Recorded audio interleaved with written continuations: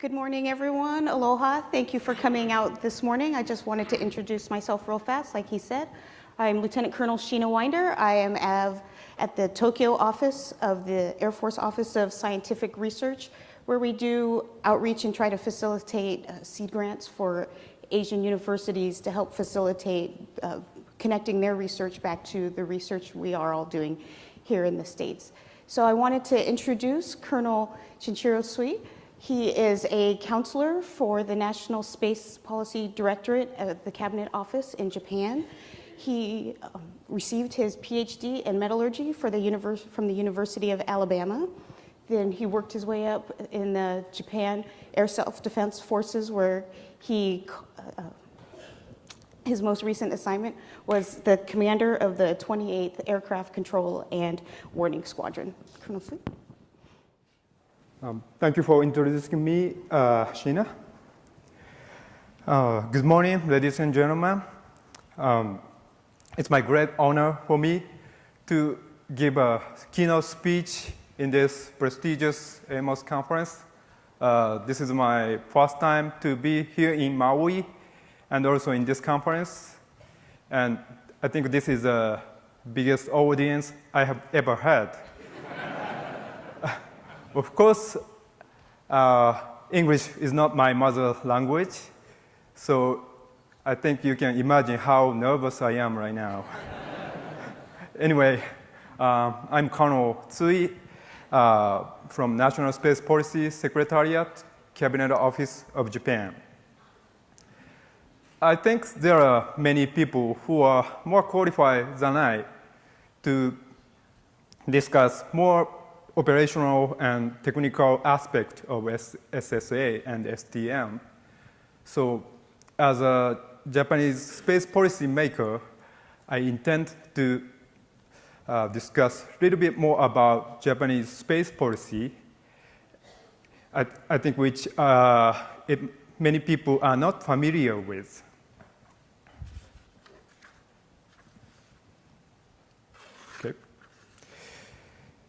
First of all, I want to introduce our big space policy change in 2008. Japan's space policy has changed dramatically in 2008. Before then, space development was limited only to non-military use. After establishing Basic Act for Space Policy, space development was allowed to contribute to national security, such as security. The space project in Japan used to be aiming for developing, creating satellite or launching rocket, things like that. But now, after 2008, Japan promoted use of space for solving many difficulties, such as national security. SSA activity is, of course, one of them. Since then, space security became one of the key pillars of Japan's space policies. Another related movement was that we published a document called Basic Plan on Space Policy. And my office, NSPS, also established after 2008.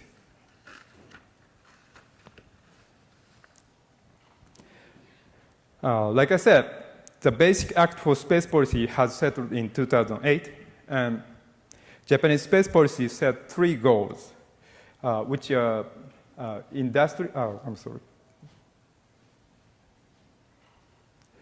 which are industry and science technology basis, and use of space in civil area, and I think this is the most important one, is space security. I think Japan has a long history of science and technology-based space activities. This area is superior to other tools. However, recently, security environment surrounding Japan is getting worse. People start realizing the importance of space, especially use of space for security reasons.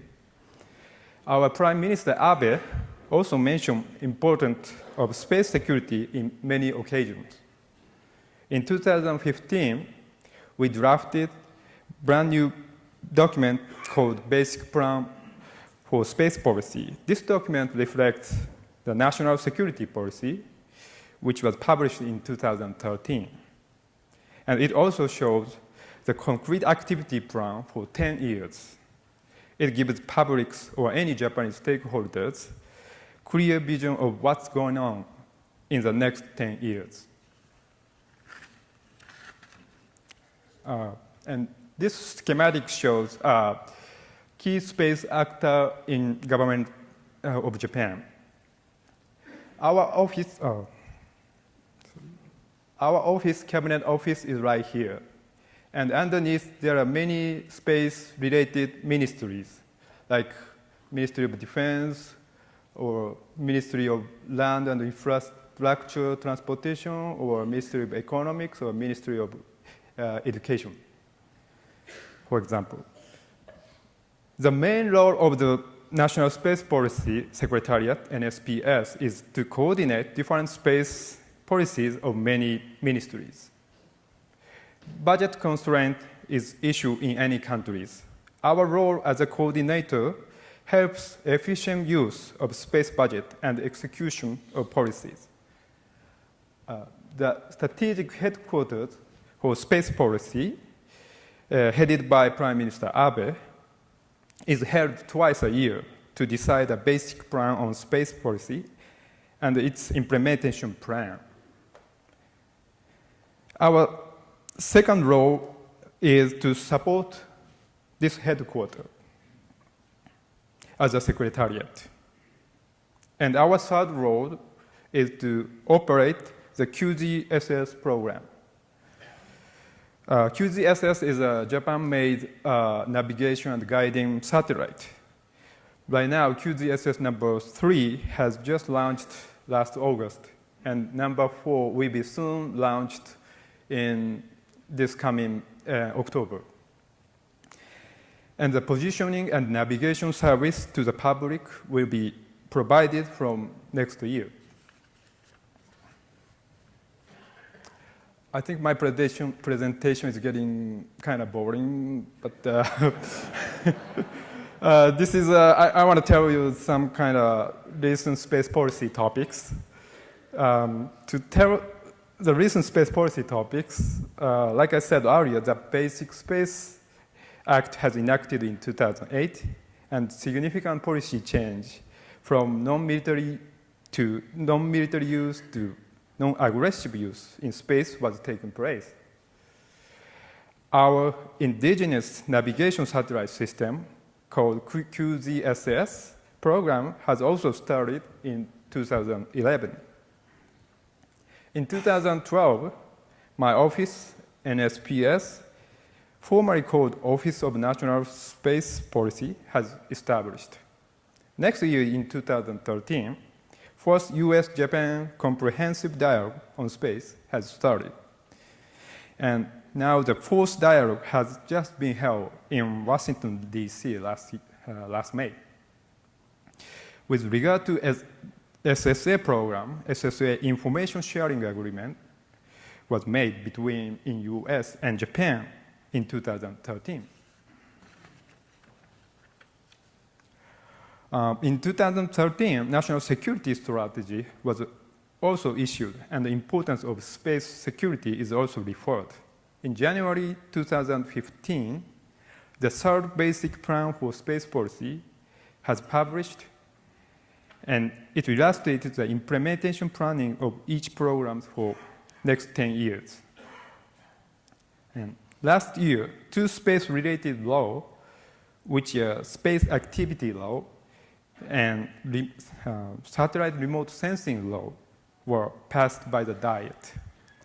In this March, Cabinet Office and the Ministry of Foreign Affairs hosted the second comprehensive dialogue on space between Japan and France.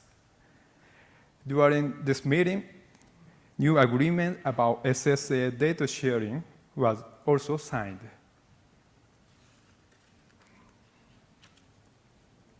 Then let me mention a little bit about SSA in Japan.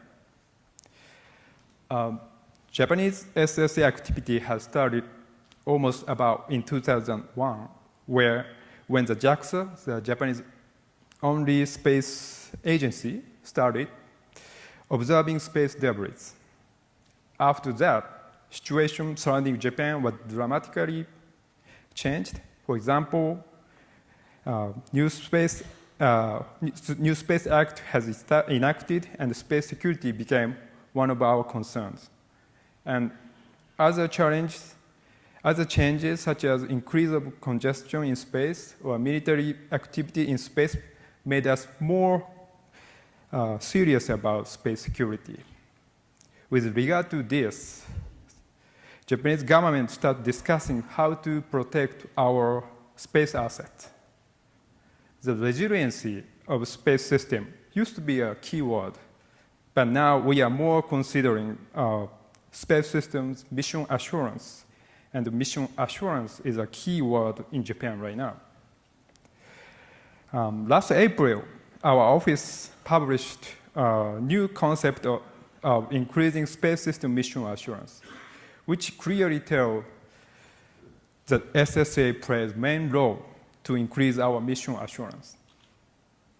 This paper also emphasized on international cooperation too.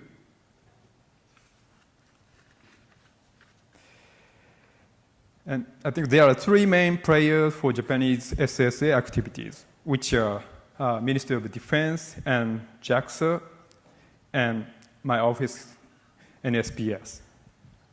JAXA has their own SSA assets. They have one radar system and two telescopes, which are aperture size 1 meter and 0.5 meters. Those assets are over 10 years old, and it's getting old. So the radar system will be replaced by completely new one, and telescope will be also refurbishing.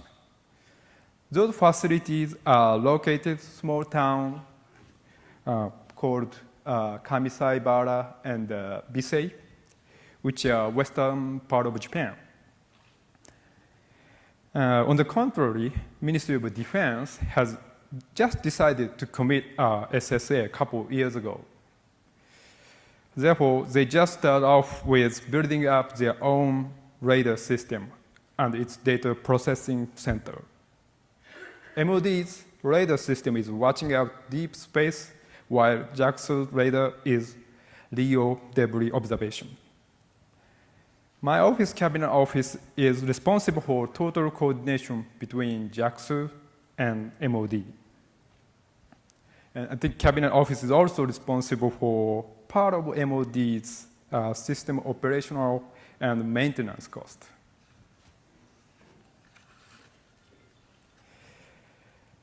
Even though the MOD SSA system design is underway, the concepts are already clear that the data obtained by MOD system is partially shared by JAXA systems.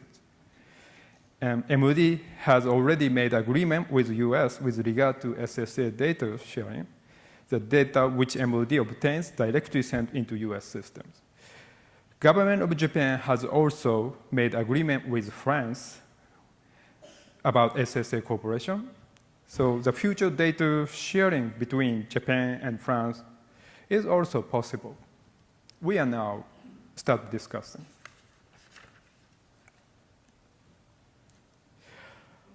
And this is a system development schedule for both JAXA and MOD system. Like I said, MOD develops deep space radar and its analysis system, and JAXA renews their own radar, telescope, and analysis system. Even though their development path is slightly different, but systems are fully operational by the year 2023. This schedule is also clearly stipulated on the basic plan for space policy, which we published a year ago.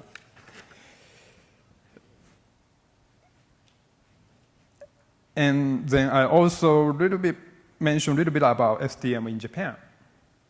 To be honest, I was not quite familiar with the concept of STM, so I start off with looking for the definition of STM.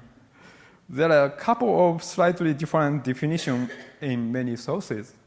However, most commonly understanding is that STM is something about ensuring safe access to outer space, safe operation in outer space, and safe return to the Earth. Some may say that space is so huge compared with other domains, so don't worry about accident or running into each other. However, space activity in Japan will be increasing. MOD now, they are in charge of space domain. More civil players, such as small venture companies, get involved in space. The more people get involved in space, the more we need to discuss STM, I think.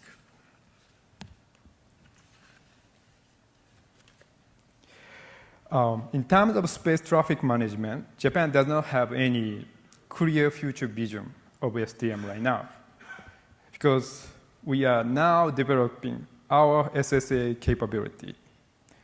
And also, the idea of STM is not listed in the current basic plan on space policy, which is published by our office. I suppose our first challenge will be to identify who will be responsible for this Japanese STM, Ministry of Defense, or MRIT, Ministry of Transportation, or JAXA. At this moment, nobody knows yet.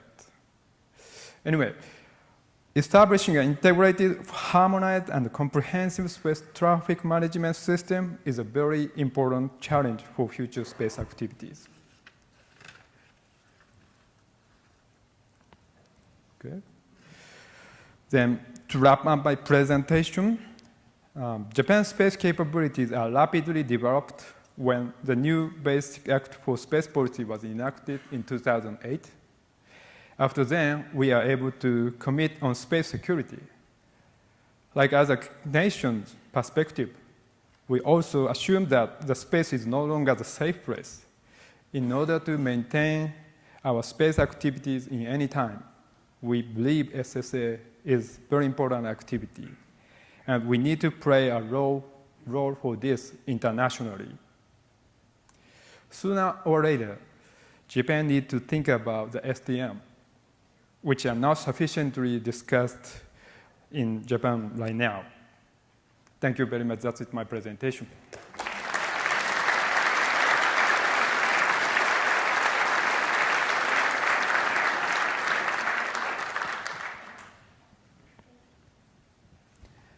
Thank you, Colonel Shinichiro. Are there any questions? No. Okay, yes. I just realized there were not mics. Sir, does Japan have a policy on protection of its satellites?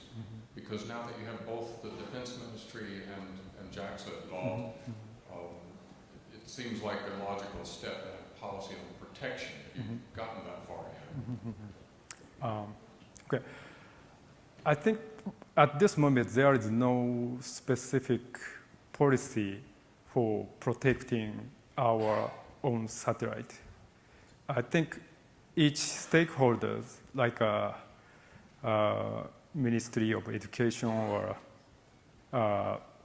weather forecast guys, they have their own way to protect their satellite by themselves. And right now, so we do not have any, specific policy, but we are start discussing, resiliency and mission assurance of space in Japan. So right now we are start evaluating how weak our space system is. It takes a little bit time, but if they finish their evaluation, we may take next step to how to protect our satellite systems. Okay, I have a question. Oh, Tom, do you? So one of the questions was, how does Japan see growing commercial space activities, and who is the agency responsible for licensing and regulating the commercials, because as you mentioned, there's more. Yeah, okay. Right now, like I said in my previous slide, we set two space-related law, which called remote sensing law and the space activity law. Because the reason why we set this law is there are so many, civil actors start playing in space, and we need some regulation. So that's why we set the law last year. And this law will be soon effective, maybe this year or next year. So we do have regulation soon. So yeah, but of course our position is to encourage our space activity not only for military but for civil use. So yeah, civil aspect. So yeah, we're both encouraging. Yeah.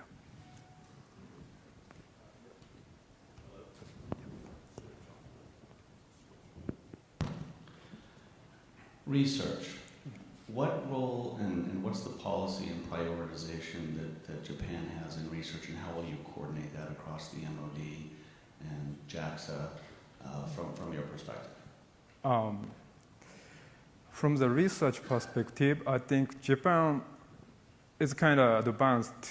For example, our Ministry of Education and JAXA has a long history for space research and science and technology things. So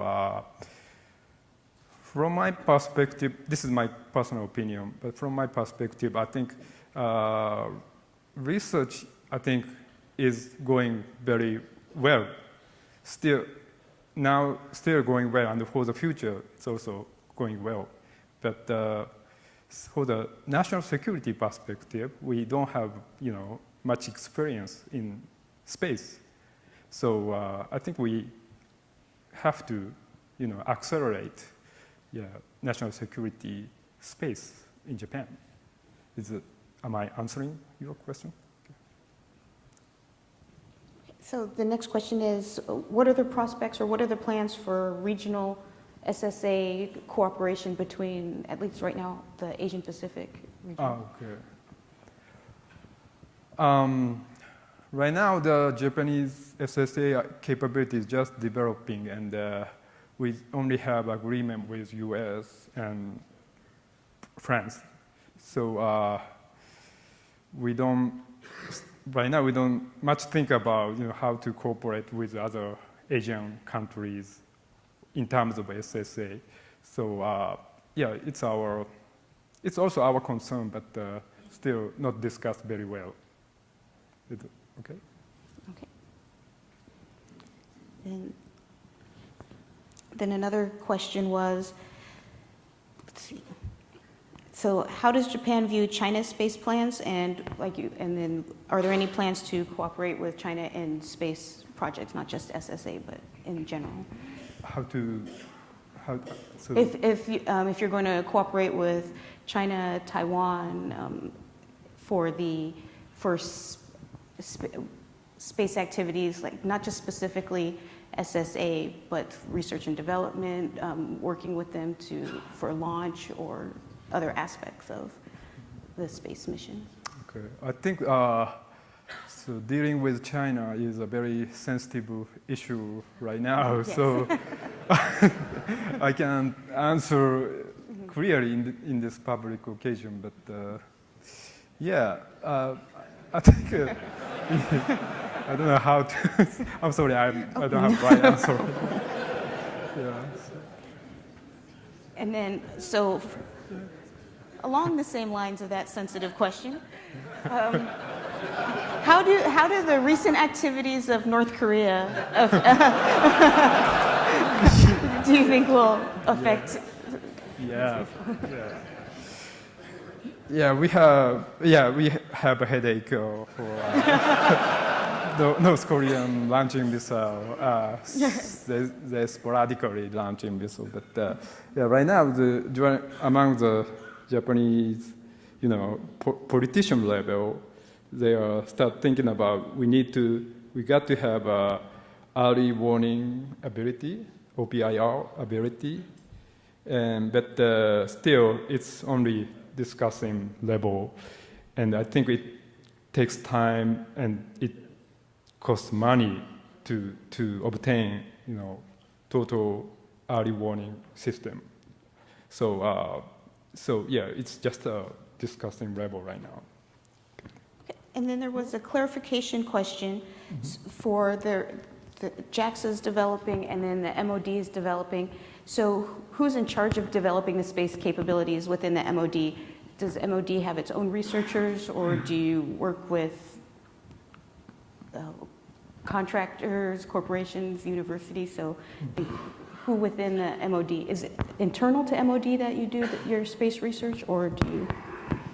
I think, yeah, MOD has their own, they do their own research, and they also ask contractor to what kind of capability do they have to have. But yeah, MOD think themselves have, their own SSA capability development. So it's never involved by any university or academic field, I think. Yeah. Okay. Were there any other questions?